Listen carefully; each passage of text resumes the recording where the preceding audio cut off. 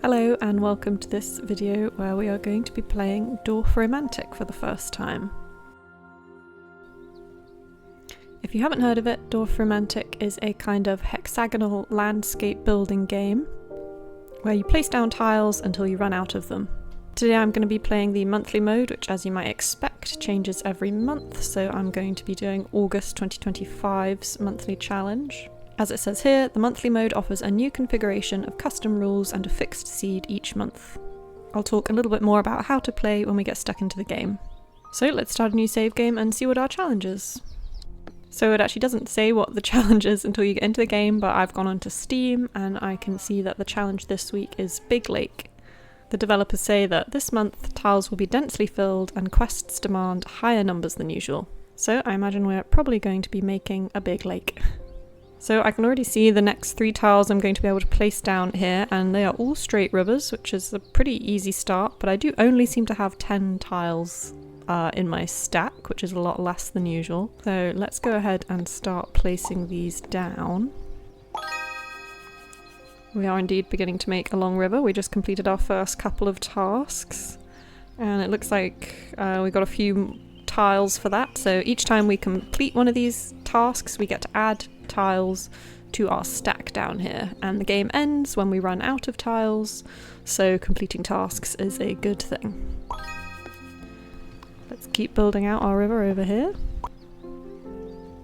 I'm not thinking about too much at this point in the early game when I'm placing these tiles down, apart from leaving space for these other areas to grow out. So this little yellow patch is a field, and in this one that I'm about to place there is a little house there.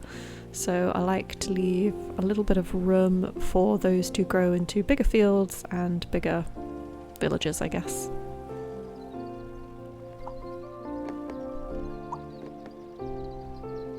And I can begin to build out this village here, so I'll do that.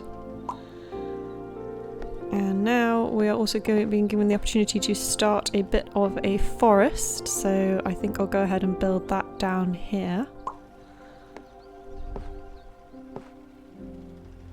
Perhaps like this. And now we also need to start building a field.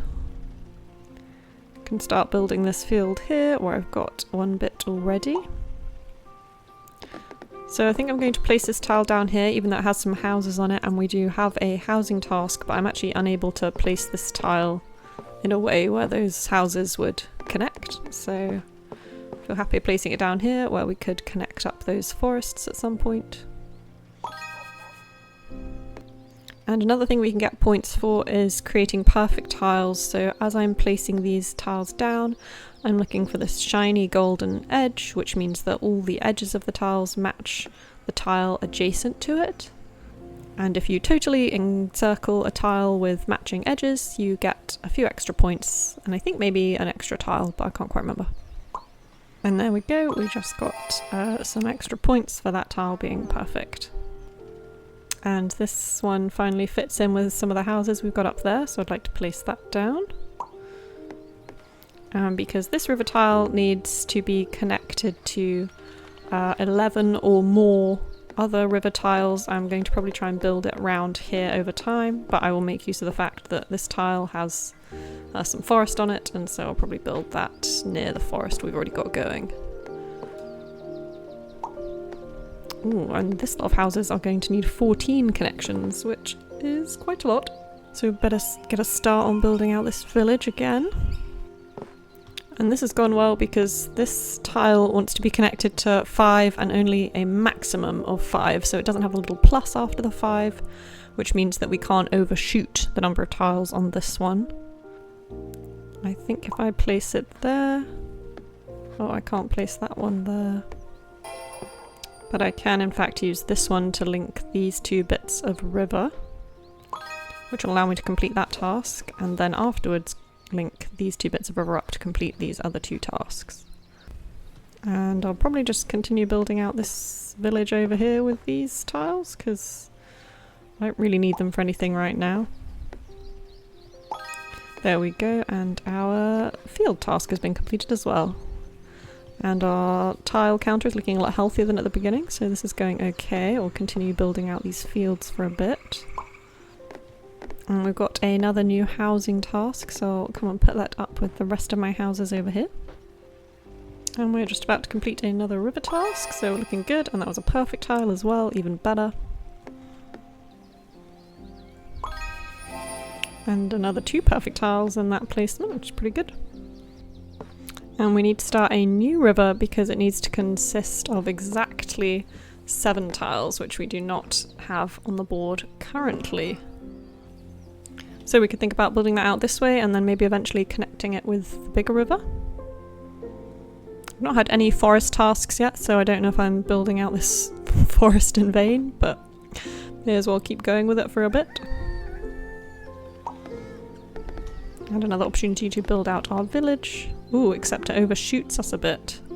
Interesting, so I might build this one adjacent and then connect it up after we have completed this 6 house task. And we can now complete this other task by connecting up our 2 separate rivers.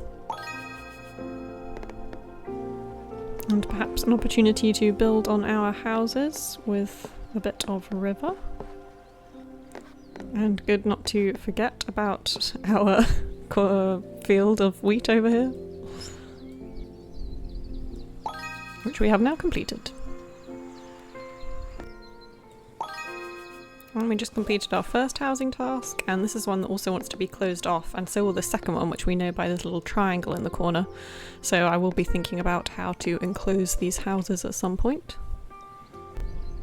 And we have another set of houses that would like to be expanded out by 27. Perhaps I tag that on here for now. And we build out these ones over this way a little bit. Oh, and we finally have a forest task, so the forest we've been building up is not for nothing, which is always good. So I'll come and add it to the trees that I've been building together over here. And that is our session completed. Oh, I see, you can tell it's the session completed because this says 99 out of 100, so it was never going to let us play more than 100 tiles, which is good to know.